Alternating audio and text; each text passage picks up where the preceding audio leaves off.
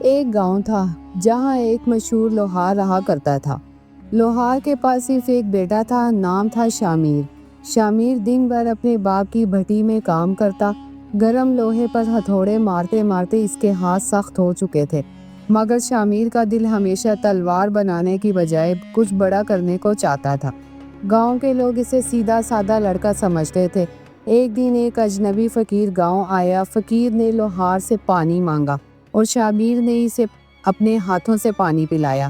فقیر نے شامیر کی آنکھوں میں جھانکا اور کہا، تو لوہار کا بیٹا نہیں، قسمت کا بیٹا ہے۔ وہ فقیر اصل میں ایک جادوگر تھا جو نیکی کرنے والوں کو آزماتا تھا۔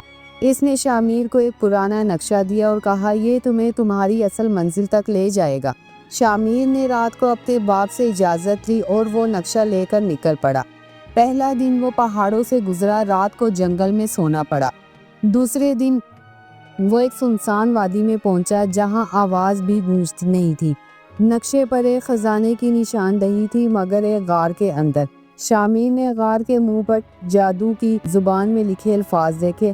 اچانک وہی فقیر نمودار ہوا۔ اب اس کا روپ بدل چکا تھا، وہ کالا جادوگر تھا۔ جادوگر ہنسا، میں نے تجھے آزمایا، اب تیرا امتحان ہے۔ اس نے کہا، اگر تو سچ میں نیک ہے تو تلوار کے بغیر بھی جیت جائے گا۔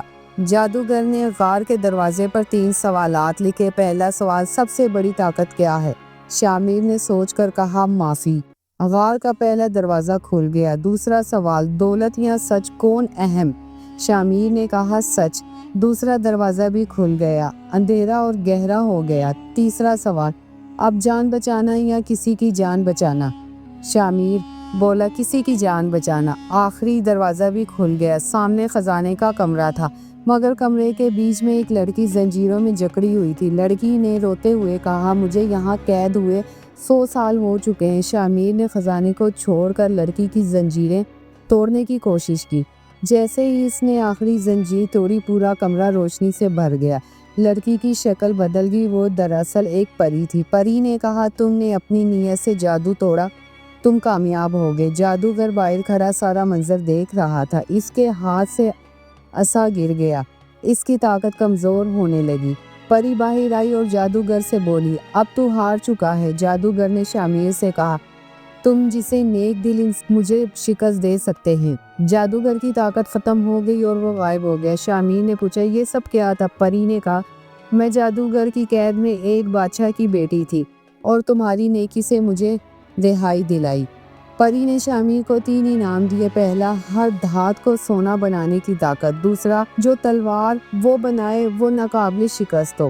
تیسرا، ایک خفیہ جزیرہ جہاں وہ رہ سکے امن میں۔ شامیر نے وہ سب انعامات لینے سے انکار کر دیا۔ اس نے کہا، مجھے صرف واپس اپنے بابا کے پاس جانا ہے۔ پری حیران رہ گئی مگر مسکرا دی۔ اس نے شامیر کو آسمان سے ایک روشنی کی کرن دی جو راستہ بن گئی۔ شامیر اسی روشنی کے راستے واپس گاؤں آ گیا۔ گاؤں والے حیران ہوئے، اس کی شخصیت بدل چکی تھی۔ وہ پہلے سے زیادہ نرم مگر زیادہ مضبوط بن چکا تھا۔ اس نے دوبارہ بھٹی سنبھالی، مگر اب عام لوہار نہیں تھا۔ وہ ایسی تلواریں بناتا جو انصاف کی علامت بنتی۔ دور دراز سے لوگ آتے صرف ایک جھلک دیکھنے۔ کچھ لوگ کہتے وہ جادو جانتا ہے، مگر شامیر ہمیشہ کہتا میری طاقت میری نیت ہے۔ وہ غریبوں کو مفت تلواریں دیتا اور امیروں سے قیمت لیتا۔ ہر ہفتے وہ کسی نہ کسی کو روزی کمانے کا ہنر سکھاتا۔ اس کا باپ اسے دیکھ کر فخر سے بھر جاتا۔ ایک دن پری دوبارہ آئی انسان کے روپ میں۔ اس نے کہا، کیا تمہیں اب بھی کچھ نہیں چاہیے؟ شامیر نے کہا، اگر کچھ دینا ہے تو اس گاؤں کو خوشی دے دو۔ دوسرے دن پورا گاؤں ہرا بھرا ہو گیا۔ کنویں خود بخود پانی سے بھر گئے، ہر درخت پر پھل اگ آئے۔ گاؤں والے شامیر کو نیت کا بادشاہ کہنے لگے۔ شامیر نے کبھی کسی سے تعریف نہیں لی، صرف خدمت کرتا رہا۔ اس نے اپنی بھٹی کو نیت کی بھٹی نام دے دیا۔ کئی برس گزر گئے، وہ بوڑھا ہو گیا مگر چمکتا رہا۔ ایک دن ایک اور لڑکا آیا، ویسا ہی سیدھا سادہ۔ شامیر نے اسے لڑکے کو کام سکھانا شروع کیا۔ وہ لڑکا بھی نیکی سے بھرا ہوا تھا۔ شامیر نے اپنی آخری تلوار اسی لڑکے کو دے دی۔ تلوار پر لکھا تھا، نیت ہو سچی تو لوہار بھی جھک جاتا ہے۔ شامیر خاموشی سے ایک رات گاؤں چھوڑ گیا۔ کوئی نہیں جانتا وہ کہاں گیا۔ کچھ کہتے ہیں وہ پری کے ساتھ کسی جزیرے میں ہے، کچھ کہتے ہیں وہ اب بھی نیکی کرنے والوں کی مدد کرتا ہے۔ مگر بھٹی آج بھی جلتی ہے، دھواں اڑتا ہے اور ہر جمعرات کو ایک انجان آدمی آتا ہے، بھٹی صاف کرتا ہے۔ اس کی پیٹھ پر ایک لوہے کی تلوار ہوتی ہے۔ وہ بچوں کو سناتا ہے۔ ایک لوہار کا بیٹا تھا جو بادشاہ سے بڑا تھا۔ بچے حیرت سے سنتے اور تلوار کو چھونے کی کوشش کرتے، پر وہ تلوار صرف نیت سے چھوتی ہے، ہاتھ سے نہیں۔ وقت گزرتا رہا، گاؤں بدل گیا، مگر کہانی نہ بدلی۔ جو بھی سچا ارادہ لے کر آتا اسے بھٹی سکھا دیتی۔ کئی بادشاہ آئے گئے، مگر شامیر کا نام باقی رہا۔ اس کی یاد میں ایک لوہے کا مجسمہ بنا، ہاتھ میں تلوار لیے۔